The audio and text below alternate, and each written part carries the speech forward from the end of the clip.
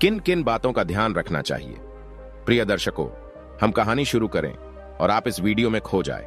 इससे पहले अगर आप हमारे चैनल पर पहली बार आए हैं तो चैनल को सब्सक्राइब करें, बेल आइकॉन को ऑन करें, अच्छे अच्छे कमेंट किया करें ताकि हर आने वाले वीडियो का नोटिफिकेशन सबसे पहले आपको मिल सके, आप उसका फायदा उठा सके। चलिए शुरू करते हैं आज की यह प्यारी सी कहानी, यह प्यारा सा वीडियो। प्रिय दर्शकों, प्राचीन समय की बात है। एक ऋषि थे, कश्यप ऋषि। कश्यप ऋषि बहुत ही धार्मिक और पूजा पाठ में रुचि रखने वाले थे। हर रोज गंगा स्नान करने जाया करते थे। एक दिन कश्यप ऋषि गंगा स्नान करने के बाद जैसे ही किनारे पर आते हैं तो उन्हें गंगा के किनारे पर एक कुतिया बैठी मिल जाती है। वह कुतिया कश्यप ऋषि से कहती है, हे ऋषिवर, मैं एक अधम योनि के प्राणी हूं। मेरे पूर्व जन्म के कुछ कुकर्मों के कारण मुझे कुतिया का शरीर मिला है। मुझे शरीर में बहुत कष्ट भोगने पड़ रहे हैं। यदि आप मुझे अपने एक दिन का पुण्य अर्पण कर देते हैं और मेरे ऊपर गंगा जल छोड़ देते हैं तो मेरा उद्धार हो जाएगा। मैं हमेशा हमेशा के लिए इस निंदनीय और घृणित शरीर से छूट जाऊंगी। मुझ पर यह उपकार कर दो हे ऋषिवर। प्रिय दर्शकों, एक कुतिया को मनुष्यों की तरह बोलते हुए देखकर कश्यप ऋषि अचंभित रह जाते हैं। कश्यप ऋषि पूछने लगता है, क्या मैं जान सकता हूं कि तुम इस निंदनीय शरीर में कैसे आई हो? विधाता ने तुम्हें किस पाप के कारण कुतिया बनाकर भेजा है? तुमने ऐसा कौन सा पाप कर दिया था जो तुम्हें कुतिया का शरीर मिला है? प्रिय दर्शकों, तब कुतिया अपने जीवन की पूरी राम कहानी सुनाती है और यह भी बताती है कि स्त्री को कुतिया की योनि कब और कैसे मिलती है। कश्यप ऋषि बोले, हाँ, मुझे यह जरूर बताएं कि कुतिया के शरीर में स्त्रियां कब आती हैं। तब कुतिया कश्यप ऋषि को एक कहानी सुनाती है और कहती है, हे ऋषिवर, ध्यान देकर सुनना कि मनुष्य अधम योनियों में क्यों गिरता है। तब कुतिया कश्यप ऋषि को एक कहानी सुनाना शुरू करती है। कहती है, किसी नगर में अपने 3 बेटों के साथ एक बूढ़ी माई रहती थी। बूढ़ी मां के 3 बेटों का विवाह हो चुका था। तीनों बेटों की बहुएं घर में आ चुकी थीं। बूढ़ी मां बहुत ही धार्मिक किस्म की थी। अधिकतर उनका समय पूजा पाठ, भजन कीर्तन, सत्संग में बीतता था। साधु संतों के उपदेश सुनती थी और हर रोज गंगा स्नान करने के लिए जाती थी। खास करके जब कार्तिक का महीना आता था तो वह व्रत और उपवास रखती थी। बूढ़ी मां का अधिकतर समय भगवान विष्णु और माता लक्ष्मी की पूजा अर्चना में बीतता था। बूढ़ी मां रोजाना दही और मिश्री और तुलसी दल का भोग लगाती थी और उसके बाद प्रसाद अपने पूरे मोहल्ले में बांट दिया करती थी। गांव वाले सब उन्हें पुजारिन अम्मा कहकर बुलाते थे। बूढ़ी अम्मा का एक नियम था, वे कार्तिक के महीने में हर दिन गंगा स्नान को जाती थी और तरह तरह के भोग बनाकर भगवान को चढ़ाती थी। कभी कोई संत महात्मा मिल जाते तो उन्हें अपने घर बुला लाती थी और उनसे उपदेश लेती थी। कभी घर में हवन, कभी कीर्तन, कभी प्रसाद का वितरण कार्यक्रम चलता रहता था। बूढ़ी मां के इस व्यवहार से उनकी तीनों बहुएं और बेटा उनसे बहुत नाराज रहते थे और उनकी पूजा अर्चना को लेकर हमेशा मजाक उड़ाते थे। बूढ़ी मां जो प्रसाद देती थी उसे भी खाने से मना कर देते थे। वे कहती थीं कि इसमें तुलसी के पत्ते हैं, हम यह नहीं खा सकते। यह सब बुढ़िया दिखावा करती है। प्रिय दर्शकों, यह सुनकर बूढ़ी मां बहुत दुखी होती थी, लेकिन वह चुपचाप अपनी पूजा करती रहती थी। बूढ़ी मां के जो पति थे वह काफी दिन पहले ही इस संसार छोड़कर जा चुके थे, इसलिए वह अकेली थी।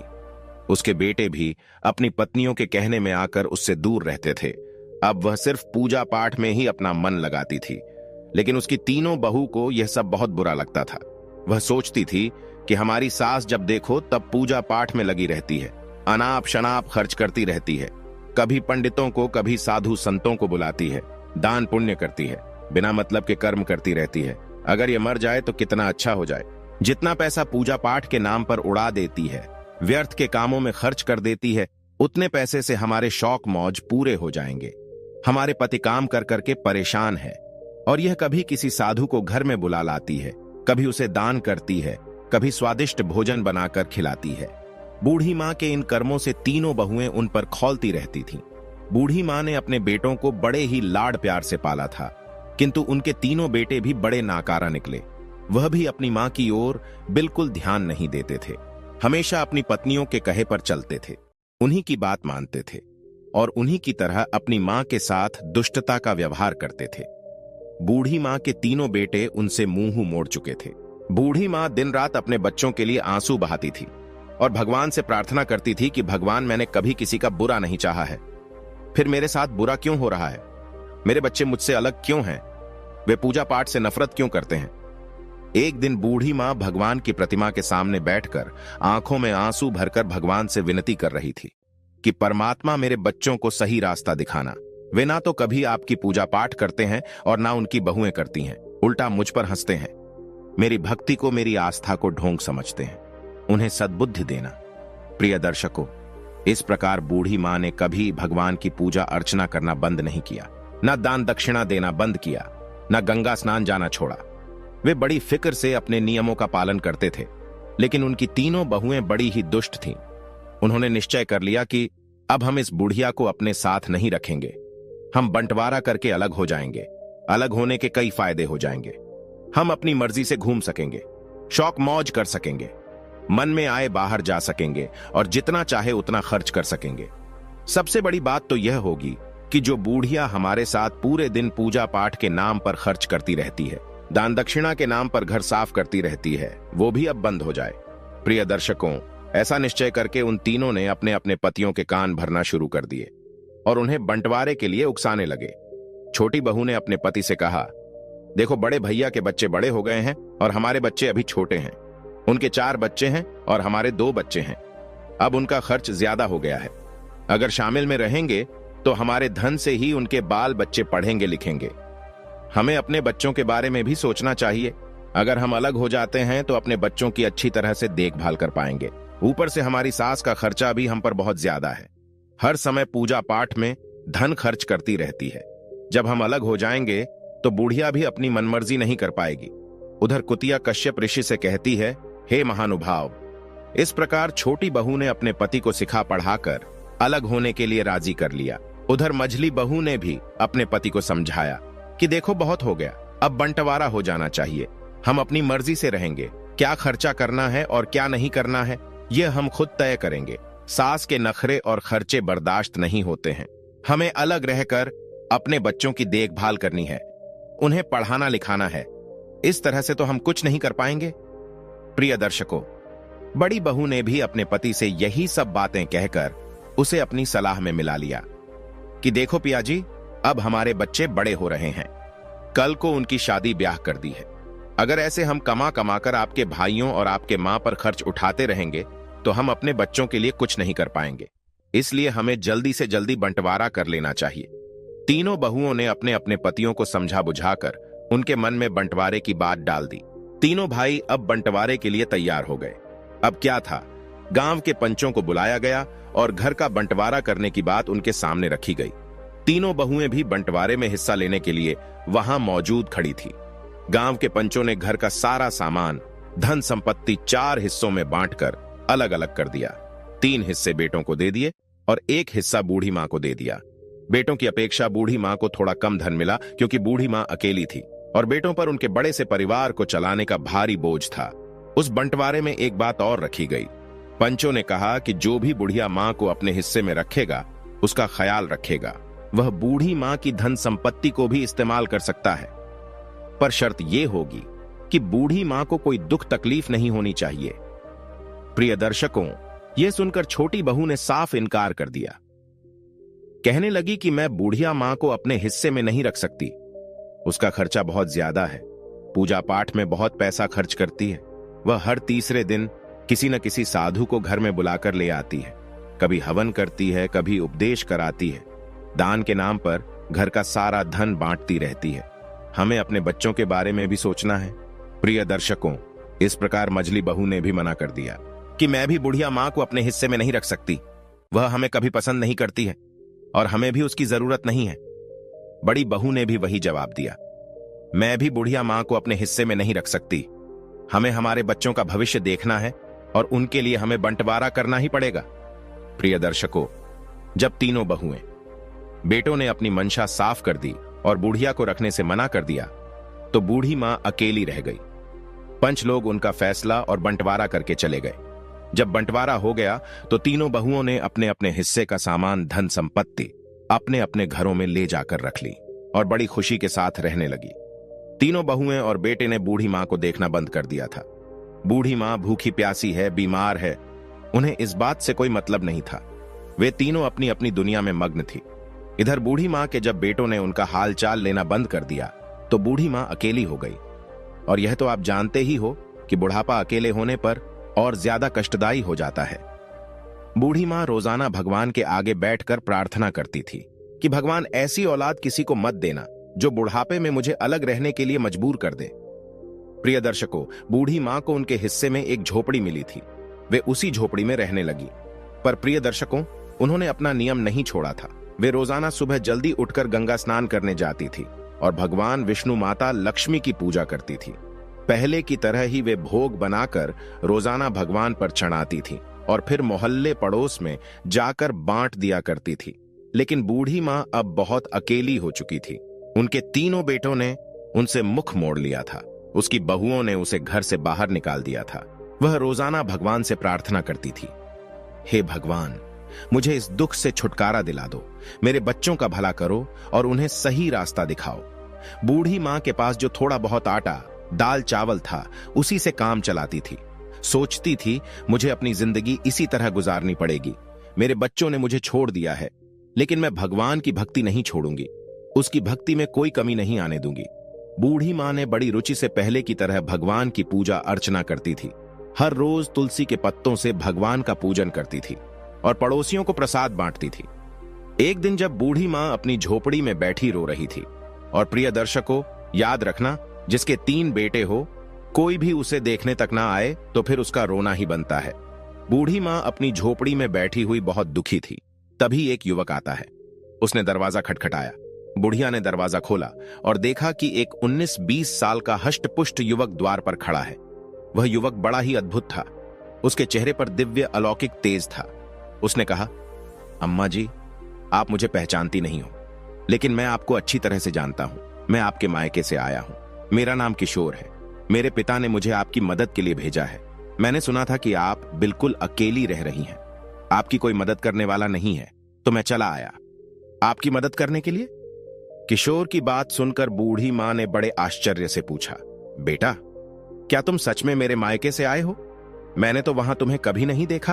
किशोर ने मुस्कुराते हुए कहा, मां जी, आप देखती कैसे? जब आप जाती थीं तो उस समय मैं बहुत छोटा था। मैं आपके भाई का पोता हूं। हमें खबर मिली है कि आपके बेटों ने आपको घर से निकाल दिया है। इसीलिए मेरे पिताजी ने मुझे आपकी मदद करने के लिए भेजा है। प्रिय दर्शकों, यह सुनते ही बूढ़ी मां की आंखों में आंसू आ जाते हैं। उसने किशोर को अंदर बुलाया और उसे बैठने के लिए कहा। उसने पानी का गिलास और थोड़ा सा गुड़ किशोर को खाने को दिया। किशोर ने पानी पिया और गुड़ खाया। फिर उसने अपनी थैली से कुछ खाने का सामान, कपड़े निकाले। उसने कहा, अम्मा जी, ये सामान मैं आपके लिए लाया हूं। आप भूखी कभी मत रहना। हम रोज आपको खाना पहुंचा दिया करेंगे। किशोर ने अपने हाथों से बूढ़ी मां को खाना खिलाया। बूढ़ी मां उसे खूब आशीर्वाद देती है और कहती है, बेटे, तुमने मेरी पीड़ा को समझा है, मेरा अकेलापन दूर किया है। मैं भगवान से प्रार्थना करूंगी कि वह आपको खूब तरक्की दें, तुम्हारे जीवन में सुख समृद्धि कभी भी खत्म ना हो। बूढ़ी मां को खाना खिलाकर और उनकी सेवा करके और बूढ़ी मां से विदा लेकर किशोर वहां से चला जाता है। और इधर बूढ़ी मां भगवान का लाख लाख शुक्र मनाती है कि हे प्रभु, सचमुच तुमने मेरी पीड़ा को समझ लिया है। अब मैं भूखी नहीं रहूंगी। मेरी सेवा करने के लिए तुमने मेरे पास किशोर भेज दिया है। मेरे अपनों ने मुझे छोड़ दिया और तुमने मुझे मेरे मायके से किशोर को भेज दिया है। दरअसल बुढ़िया मां को रोजाना खाना मिल जाता था। वह पहले की तरह ही भोग बनाकर भगवान को चढ़ाती थी और गांव मोहल्ले में प्रसाद बांटती थी। परंतु प्रिय दर्शकों, उसकी तीनों बहुएं बुढ़िया की हरकतें देख देख कर मन ही मन जलती रहती थीं। बुढ़िया का सुकून और शांति उन तीनों से हजम नहीं हो रहा था। सोचती थी, यह बुढ़िया आखिर कहां से इतना खाना ला रही है? इसके पास कोई कमाने वाला भी नहीं है, फिर ये इतना तंदुरुस्त कैसे होती जा रही है? तीनों बहुएं बुढ़िया मां की सेहत देखकर बहुत जलती थीं। आपस में विचार कर रही थी, बहन, हमने इसे इसीलिए जल्दी अलग किया था ताकि भूखी प्यासी रह रहकर जल्दी मर जाए और इसके हिस्से का धन जल्दी से जल्दी हमें मिल जाए। मगर मरने की बजाय ये बुढ़िया तो मोटी तगड़ी होती जा रही है। प्रिय दर्शकों, आपको बता दें, कुछ लोग ऐसे होते हैं जो आपको सुख चैन में देखकर अपना सुख चैन नष्ट कर देते हैं। एक दिन तीनों बहुओं ने विचार किया कि हम इस बुढ़िया की झोपड़ी में जाकर इस बात का पता लगाएंगे कि बुढ़िया क्या खाती है और क्या करती है, इतनी तंदुरुस्त कैसे होती जा रही है। प्रिय दर्शकों, तीनों ने वही किया। अगले दिन जब बूढ़ी मां गंगा स्नान के लिए चली गई तो सुबह सुबह वे तीनों बहुएं बूढ़ी मां की झोपड़ी में जाती हैं। झोपड़ी में जाकर उन्होंने देखा कि बूढ़ी मां की झोपड़ी में खाने पीने का सारा सामान मौजूद था। आटा, दाल, चावल, मिर्च मसाला, मेवा, मिष्ठान सब काफी मात्रा में वहां मौजूद थे। बूढ़ी मां की झोपड़ी में यह सब देखकर वे तीनों बहू चौंक जाती हैं। सोचने लगी, इसीलिए तो बुढ़िया बुढ़ापे में मोटी ताजी हो रही है। हम तो सोच रहे थे कि बुढ़िया भूखे मर रही होगी, लेकिन उसकी झोपड़ी में तो खाने पीने की सैकड़ों चीजें मौजूद हैं। ये इतनी चालाक निकलेगी, हमें नहीं पता था। प्रिय दर्शकों, वे तीनों यही सोच रही थीं। इतने में बड़ी बहू बोल पड़ी, अरे अरे रुको, इस बुढ़िया ने इतना सामान जरूर मेरे घर से चुराया होगा। हम पूरे दिन काम में लगे रहते हैं और हमारे घर से चोरी करके अपना घर भरती रहती है। अब इसे सबक सिखाना ही पड़ेगा। मझली बहू ने कहा, हाँ, हमें से मजा चखाना ही चाहिए। छोटी बहू ने भी सहमति जताई, सही कहा बहन तुमने, हमें कुछ करना पड़ेगा। इस प्रकार वे तीनों बहुएं बूढ़ी मां के घर से वह सारा खाने पीने का सामान अपने अपनी झोली में भरकर अपने अपने घर को ले जाने लगती हैं। तभी उन्होंने देखा कि उस खाने पीने के सारे सामान में तुलसी के पत्ते मिले हुए थे। तीनों बहुओं ने एकदम गुस्से में आकर के तुलसी के पत्ते निकाले और उन्हें नाली में फेंक दिया। प्रिय दर्शकों, तभी एक अजीब घटना घटने लगती है। तीनों बहुओं ने देखा कि उनके हाथ पैर धीरे धीरे कुत्ते के पंजे में बदलने लगते हैं। यह देखकर वे डर जाती हैं और चिल्लाने लगती हैं, लेकिन उनकी मदद के लिए वहां कोई नहीं आया। कुछ ही पलों में वे तीनों बहुएं कुतिया के रूप में बदल जाती हैं। प्रिय दर्शकों, यह देखकर पूरे गांव में हड़कंप मच जाता है। उनके बच्चे और पतियों ने जब उन्हें देखा तो वे भी बड़े हैरान रह गए। बच्चे चिल्लाने लगे कि पिताजी देखो, मम्मी को क्या हो गया है। तीनों बहुओं के पति समझ नहीं पा रहे थे कि यह कैसे हुआ। उन्होंने कोशिश की कि इन कुतियों को घर से बाहर भगाएं कि घर में रखें, लेकिन वे घर छोड़ने को तैयार नहीं थी। वे अपनी भाषा में कुछ कहने का प्रयास कर रही थीं, लेकिन कोई उनकी बात समझ नहीं पा रहा था। उनके बच्चे रो रहे थे और पतियों को भी रोना आ रहा था। उन्होंने अपने बच्चों को संभालते हुए कहा, बच्चों, अब कुछ नहीं किया जा सकता। हमें अब बूढ़ी मां के आने का इंतजार करना होगा। शायद वो ही कुछ बता सके। गांव के लोग भी वहां इकट्ठे हो जाते हैं और सोचने लगते हैं कि अनहोनी कैसे हो गई। बूढ़ी मां के तीनों बहुएं कुतिया कैसे बन गई। किसी के कुछ समझ में नहीं आ रहा था। बूढ़ी मां तो उस समय गंगा स्नान करने गई थी। सब बुढ़िया मां के लौटने का इंतजार कर रहे थे। बूढ़ी मां एकदम निश्चिंत थी, क्योंकि उन्हें तो अब न खाने पीने की चिंता थी, न कुछ काम कर देंगी। उनके लिए सारी व्यवस्था किशोर कर जाया करता था। बूढ़ी मां भगवान को भोग लगाकर रोज की तरह नगर में प्रसाद बांट पर जाती थी। बूढ़ी मां इस घटना से बिल्कुल अनजान थी। उन्हें नहीं पता था कि उनकी तीनों बहुएं अब कुतिया बन गई हैं। इधर तीनों बहुएं कुतिया बनकर घर के आंगन में बैठी थीं। बच्चे उन्हें घेर कर खड़े थे। पति लोग यह सोचकर परेशान थे कि अब इन्हें रखे कि इन्हें घर से भगाएं। उन्होंने अपने जीवन में ऐसी घटना कभी नहीं देखी थी। वे बहुत परेशान थे और अपनी मां के लौटने का इंतजार कर रहे थे। गांव के लोग भी इस विचित्र घटना से हैरान थे। हर कोई यही कहता था कि ऐसा बुढ़िया मां की भक्ति और उसकी तपस्या के कारण हुआ है।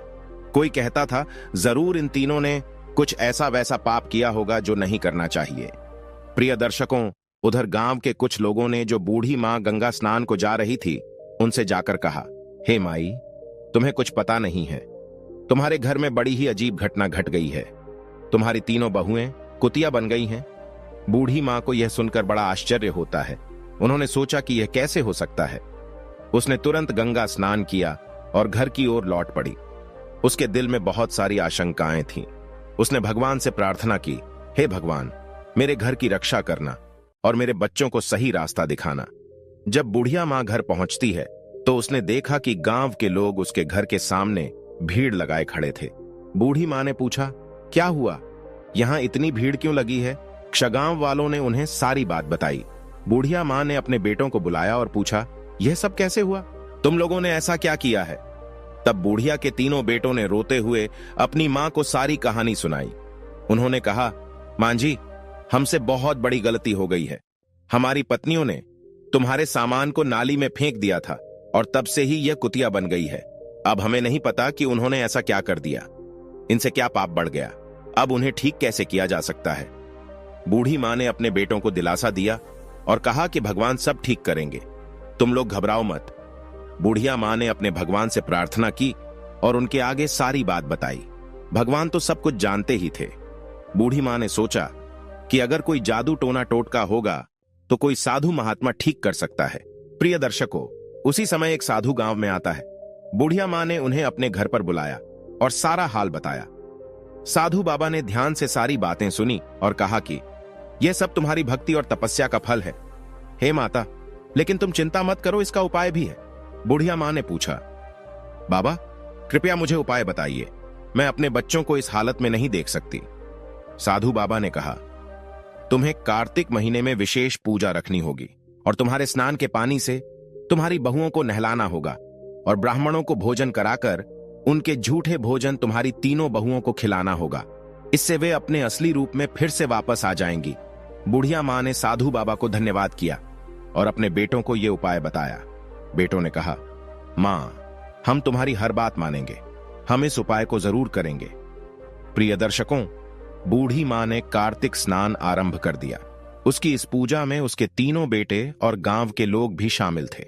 बेटों ने मिलकर पूजा का सारा सामान इकट्ठा किया और भगवान के लिए भोग बनाने की व्यवस्था की। हर सुबह बुढ़िया मां गंगा स्नान के लिए जाती थीं और स्नान के पानी को एक बर्तन में एकत्रित करती रहती थी। उसके बाद वो भगवान विष्णु और माता लक्ष्मी की पूजा करती थी और फिर अपने पड़ोसियों को प्रसाद बांटती थी। प्रिय दर्शकों, उसकी तीनों बहुएं कुतिया के रूप में घर के आंगन में बैठी रहती थीं। उनके पति और बच्चे को घर का सारा काम करना पड़ता था। बच्चों को अपनी माताओं की बहुत याद आती थी और वे अक्सर रोते हुए अपनी दादी से कहते थे कि दादी मां, हमारी मां कब ठीक होंगी, हमें हमारी मां वापस चाहिए। बूढ़ी मां अपने बच्चों को दिलासा देती थी और कहती थी, बेटाओ, भगवान सब ठीक कर देंगे, तुम लोग धैर्य रखो और भगवान से प्रार्थना करो कि तुम्हारी मां जल्दी जल्दी ठीक हो जाए। प्रिय दर्शकों, बच्चों को शांत करने के लिए बूढ़ी मां उन्हें कहानियां सुनाती थी और उनके साथ समय बिताती थी। बूढ़ी मां ने पूजा के लिए 5 ब्राह्मणों को बुलाया। बेटों ने भी अपनी ओर से 5-5 ब्राह्मणों को बुलाया। इस प्रकार कुल 21 ब्राह्मणों को बुलाया गया। ब्राह्मणों के लिए विशेष भोग तैयार किए गए। इधर कार्तिक पूर्णिमा का दिन आया और बुढ़िया मां ने अपने बेटों की मदद से ब्राह्मण भोज की तैयारी शुरू की। सुबह सुबह सभी ब्राह्मणों को आमंत्रित किया गया और उन्हें विशेष पकवान बनाकर खिलाए गए। ब्राह्मण भोज के बाद बुढ़िया मां ने उनके पैर छुए और उन्हें दक्षिणा दी। भगवान से प्रार्थना की, हे भगवान, मेरी बहू को आप जल्दी ठीक कर दो, मैं फिर से अपने पहले वाले रूप में आ जाए। बूढ़ी मां ने अपने कार्तिक स्नान का फल अपनी बहू को दे दिया। ब्राह्मणों ने तृप्त होकर भोजन किया और बुढ़िया को आशीर्वाद दिया। उन्होंने कहा, माई, तुम्हारी पूजा और तपस्या सफल होगी, भगवान तुम्हारी प्रार्थना अवश्य सुनेंगे।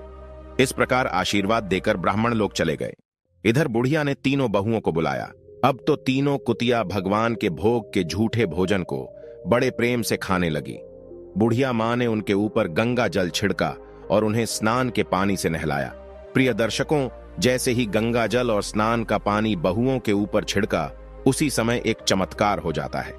धीरे धीरे तीनों बहुएं अपने असली रूप में वापस आ जाती हैं। उनके चेहरे पर पश्चाताप के आंसू थे और वे अपनी सास के पैरों में गिरकर रोने लगती हैं। तीनों बहुएं कहने लगी, मां, हमें माफ कर दो, हमने तुम्हारे साथ बहुत अत्याचार किया, हमें हमारे कर्मों की सजा मिल गई है। अब हम तुम्हें कभी कोई कष्ट नहीं पहुंचाएंगे, अब हमेशा हम तुम्हारी सेवा करेंगे। बूढ़ी मां ने उन्हें गले लगाया और कहा, बहू, भगवान ने तुम्हें माफ कर दिया है, अब तुम लोग सच्चे दिल से भगवान की भक्ति करो और अपने कर्मों को सुधारो। तीनों बहुओं ने अपनी सास से वादा किया कि वे अब हर साल कार्तिक स्नान और पूजा करेंगी, कभी भी बूढ़ी मां का अपमान नहीं करेंगी। इस तरह पूरे परिवार ने मिलकर भगवान की पूजा की और प्रसाद बांटा। तीनों बहुएं अपने असली रूप में वापस आने के बाद अपने बच्चों से मिलती हैं और अपने पतियों से माफी मांगती है। अब वे सब नास्तिक से आस्तिक बन चुकी थीं। सबने मिलकर एक पूजा रखी। उस दिन के बाद उन तीनों बेटों और बहुओं ने कभी अपनी मां को अलग नहीं किया। बूढ़ी मां ने अपने बेटों और बहू को सिखाया कि भक्ति और सेवा का महत्व क्या होता है। हम हर साल कार्तिक स्नान करेंगे और भक्ति से जीवन जिएंगे। मझली बहू ने भी अपनी मां से कहा, मां, हमें माफ कर दो, हमने तुम्हारे साथ बहुत गलत किया था, अब हम तुम्हारी सेवा करेंगे और तुम्हारे साथ मिलकर भगवान की पूजा करेंगे। छोटी बहू ने भी अपनी मां से वादा किया, मां अब हम मिलकर रहेंगे और कोई भी तुम्हें कभी तकलीफ नहीं होने देंगे। हम हर साल कार्तिक स्नान और पूजा करेंगे। प्रिय दर्शकों, बूढ़ी मां बहुत खुश होती हैं और अपने बच्चों को खूब आशीर्वाद देती हैं। अब घर में सब मिलजुल कर रहते हैं। अगले साल कार्तिक पूर्णिमा के दिन पूरे परिवार ने मिलकर विशेष पूजा का आयोजन किया। घर को सजाया और भगवान विष्णु और माता लक्ष्मी की विशेष आराधना की गई। तीनों बहुएं सुबह उठकर गंगा स्नान के लिए जाती हैं और स्नान के बाद भगवान का भोग तैयार करती हैं। बूढ़ी मां ने सभी को सिखाया कि कैसे तुलसी के पत्तों का भोग करना है और भगवान का भोग लगाना है। उसने कहा, तुलसी के पत्तों में दिव्य शक्ति होती है और भगवान को यह बहुत ही प्रिय होते हैं। हमें सच्चे मन से तुलसी की पूजा करनी चाहिए और तुलसी का कभी अनादर नहीं करना चाहिए। तुलसी माता भगवान को बहुत प्रिय होती है। सोचो, जिस तुलसी को अपने मस्तक पर बैठा कर रखते हैं, कीचड़ में कैसे देख सकते हैं। भगवान की कृपा से परिवार में सुख और समृद्धि आ चुकी थी। तीनों भाइयों का व्यापार अच्छा चलने लगा था और घर में खुशियों का माहौल था। अब तीनों बहनें भी अपनी सास की सेवा में लगी रहती थी और हर काम में उनकी मदद करती थी। तीनों भाइयों ने भी अपनी मां से वादा किया कि वे अब कभी भी उसे अकेला नहीं छोड़ेंगे और हमेशा उसकी सेवा करेंगे। उधर कुतिया कश्यप ऋषि को सुनाती है, हे ऋषिवर, जो इस तरह के कर्म करता है, भगवान को भोग लगाने की सामग्री अपवित्र करता है, भगवान के भक्तों का अपमान करता है, उनकी हंसी उड़ाता है, उनके पूजा पाठ करने को धर्म समझता है, जो भगवान के भोग को नाले में गिराता है, उसे पैरों से कुचलता है, वह कुत्ता या कुतिया ही बनता है। कश्यप ऋषि ने पूछा, तुम्हारा क्या अपराध था जो तुम्हें कुतिया बनना पड़ा? तब उसने बताया कि हे ऋषिवर, उसने पूर्व जन्म में अपने पति का अनादर किया, पर वह पति के रहते पर पुरुष से भोग विलास करती थी। बात बात पर पति पर गुस्सा और उसका अपमान करती थी। हमेशा दूसरों के घर उठना बैठना करती थी। उसने अपने जीवन में कई पुरुषों के साथ समागम किया था। इसी कारण से मुझे यह निंदित और असहनीय दुख भोगने वाली योनि प्राप्त हुई है। हे ऋषिवर, मैंने कभी पूजा पाठ नहीं किया, न कभी गंगा स्नान किया। उल्टा ऐसे लोगों से मैं चिढ़ती थी और उनकी हंसी बनाती थी। यदि आप मुझे अपने एक दिन के गंगा स्नान का पुण्य दे देंगे और मुझे गंगा जल से स्नान करा दोगे, तो मैं समस्त पापों से छूट जाऊंगी, मेरा उद्धार हो जाएगा। प्रिय दर्शकों, कुतिया की यह बात सुनने के बाद कश्यप ऋषि ने तुरंत अपने एक दिन का पुण्य उस कुतिया को दिया और उसे गंगा जल से स्नान कराया। देखते ही देखते वह कुतिया एक सुंदर अप्सरा के रूप में बदल गई। दिव्य देह पाकर वो भगवान के धाम को चली जाती है। प्रिय दर्शकों, हमें कभी किसी के पूजा पाठ पर, किसी के धार्मिक होने पर टीका टिप्पणी नहीं करनी चाहिए, न कभी उसके किसी देवी देवता का और पूजा पाठ का अपमान करना चाहिए। दूसरी बात, मां बाप के वृद्ध होने पर उन्हें कभी अपने से अलग नहीं करना चाहिए। भगवान पर चढ़ाई गई प्रसादी को कभी पैरों से नहीं मसलना चाहिए, वरना परमात्मा के क्रोध का भाजन बनना पड़ता है। और याद रखना, परमात्मा की लाठी ऐसी पड़ती है जो दिखती भी नहीं है और चोट भी बहुत पहुंचाती है। प्रिय दर्शकों, हमारी आज की कहानी, आज का वीडियो यहां समाप्त होता है। हम उम्मीद करते हैं कि आपको यह कहानी पसंद आई होगी और आप इससे ढेर सारी प्रेरणा लेंगे। मिलते हैं अगली ज्ञान चर्चा के साथ अगली वीडियो में। तब तक के लिए नमस्कार, धन्यवाद।